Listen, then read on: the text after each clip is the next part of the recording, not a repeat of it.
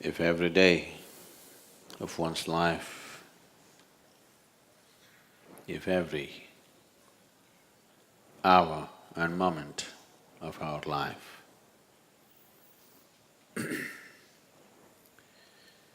if it has to be a forward movement, if it has to be a process of growth and not stagnation,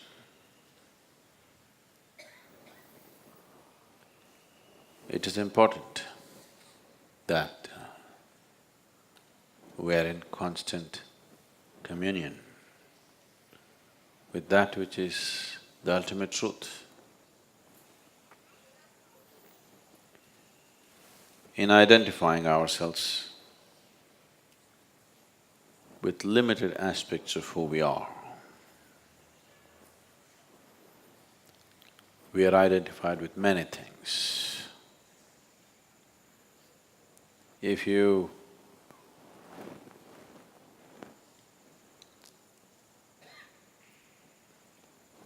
I've seen in the families sometimes, different people have different plates to eat. In case you change the plates and give, there will be a big argument. The plates don't taste, nor can you eat them. It neither tastes good, nor does it nourish you. But the plate, this is my plate, I will not eat in your plate. A very important thing. So anything that you touch, anything that you sit upon, anything that you set your eyes upon, you get identified. What this means is, let's say, you don't know how to drive. There are many people who are doing this, particularly I see two-wheeler drivers. You will see their brake light is always burning because they got the brake half down and their one leg is down. This man is heading for a big mess. If you want to ride, both your legs should be up and your leg should be off the brake unless it's needed. Have you seen people going around with the brake light on all the time? Because they got the brakes, because they think it's safe to keep the brakes down. As you get identified with this thing and that thing and that thing, you're throwing your anchor, hoping your ship will go somewhere, it'll only sink. There's only one place it can go, not like this, it can go only like this. So satsangatve nisangatva means, what this 4 lines are trying to tell you is just this, that if you're in communion with truth, your associations will be just associations, not attachments. You will know involvement in life, but you will not know entanglement in your life.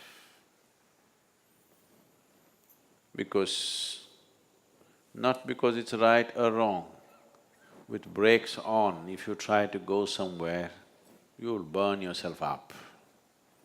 And then you think life is a miserable thing. Yes, if you have brakes fully on and try to drive, driving is a miserable process, no question about that.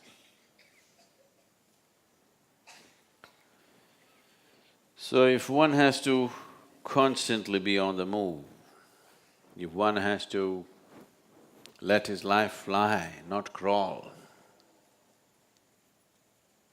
if one has to evolve, if evolution is an ongoing process for you, if your idea of evolution is only to the extent that Charles Darwin endorsed it, that is, your spine got little shorter. You know, it used to be long and hanging out. Now it got little shorter, you can sit little more comfortably. You don't have to roll it up. If that is all is the idea of evolution, that's one way to live. Little better than a monkey, but much more troublesome than a monkey, much more destructive than a monkey. If that is the idea of evolution, it's fine. But if your intention is to evolve as an ongoing process, every day, every hour, every moment, if you want to evolve, the brakes should go off. Only then it'll roll. If you're driving a car or whatever, you don't have to keep the throttle on all the time. If you have it on for some time and then leave it, depending upon the kind of terrain you're doing, it'll keep rolling. As long as you don't touch the brakes, it keeps rolling. Life is like that too. Spiritual process is like that too. Sadhana is like that too. You just press it and leave it, it keeps running, unless you're braking all the time. Whatever you see, you're getting attached to it. Whatever you see, you're getting identified with it. If you identify yourself with anything, that is not you. Obviously, you are not moving from untruth to truth, you're moving from truth to untruth, from reality to hallucinatory process. In this, one will not evolve, one will just entangle, because in this, you will not know the nature of your existence. In this, you will not touch anything that is real. The psychological drama will rise in such a big way, it will raise so much dust in your head that you can't see what is in front of you. If a dust storm comes up here, now they've grown grass and this is not possible. Suppose a dust storm came, you're sitting here, the Analinga is here, but you cannot see because there is a screen. This is what is happening because you're constantly raising the muck, because you're identifying yourself with things that you're not. The moment you're identified with something that you're not, you're moving not from untruth to truth, but from truth to untruth. So what is the nature of my relationship is not the problem.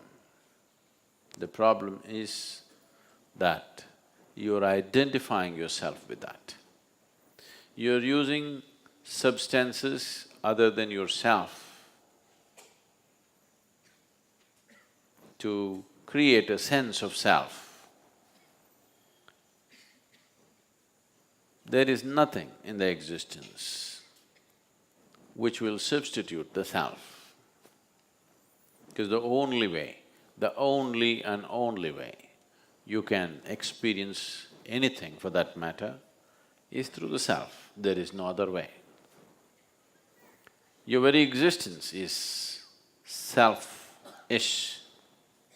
You must separate the word.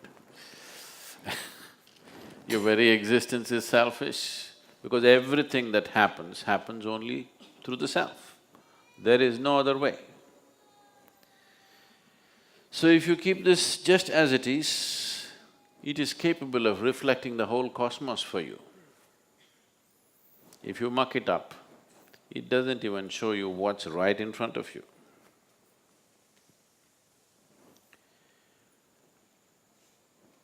So, if you are in a state of nirmoha or non-identification with anything other than what's this, you will come naturally to an unwavering way of being. Once you're unwavering in your purpose, liberation cannot be denied to you. There is no way it can be denied to you. The reason why this life does not get to its natural destination is, every minute you're changing course. Every minute, the focus of your life keeps shifting. Every minute, whatever you set your eyes upon, it gets identified with it. So after some time, it just does not know where to go. It just will not know where to go. It will be one confusing mess. Suddenly life looks unnecessarily complicated. The complication is only in your psychological process. Life is pretty simple. Birth is not in your hands. You're just born and you have to just die one day. Really. Is anybody else making anything else compulsory for you? Is anything else compulsory? Birth is compulsory, death is compulsory. In between, whatever the hell you want. Simple, isn't it? No, but. That's all yours. Only two things nature has set for you. You're born, you have to die. Aren't you glad you have come with an expiry date? Aren't you glad? No? I'm glad. If there was no expiry date,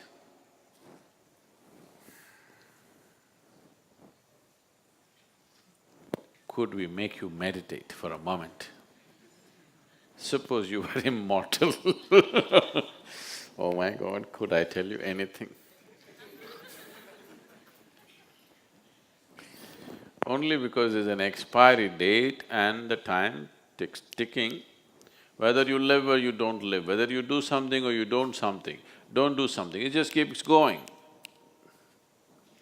Because it doesn't wait for you. If you could halt it, you wouldn't meditate, please say this. You wouldn't do anything. Because you cannot halt it, just going. By the moment, it's getting closer. You think you're going to get married? I'm telling you, that may happen on the way, but you're going to die, that's for sure. Yes.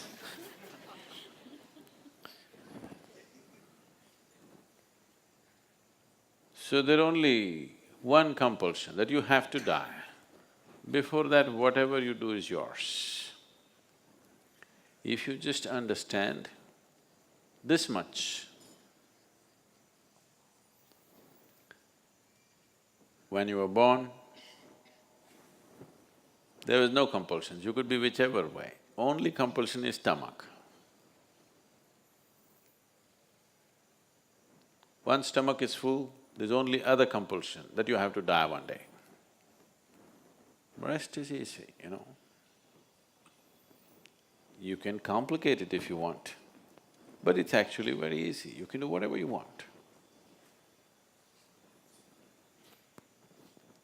Such a simple process, your mind complicates it like crazy, insanely crazy.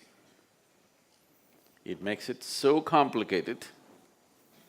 Waking up in the morning is such a complex process. Going through the day is an unbelievably complex process. Everything,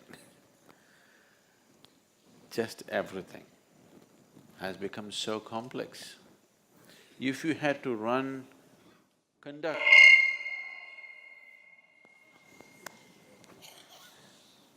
See, if you have to conduct the audio system, I'm sorry. If you had to conduct your breath, if you had to conduct the rhythm of your heart, if you had to conduct the circulation of blood, if you had to conduct the cellular process, if you had to conduct the chemistry of your system, oh… Can you imagine, just conduct your breath for 10 minutes, let me see. Goes all over the place.